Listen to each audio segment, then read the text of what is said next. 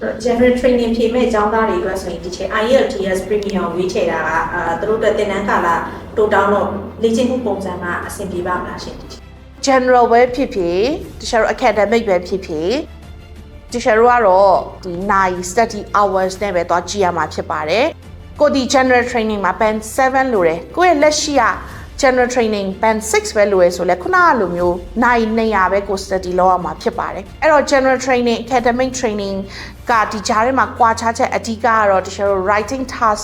1ရယ် reading passage ပုံစံရယ်ပဲဖြစ်တယ်အဲ့တော့ဒီညမှာထွေထွေထူးထူး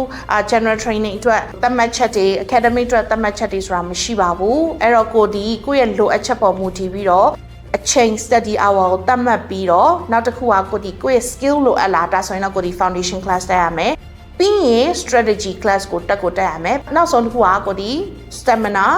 IELTS intensive prep ဒါကိုတက်ရမှာဖြစ်တယ် general ပဲဖြစ်ဖြစ် academic ပဲဖြစ်ဖြစ်ဒီလမ်းကြောင်းကိုပဲသွားရမှာဖြစ်ပါတယ်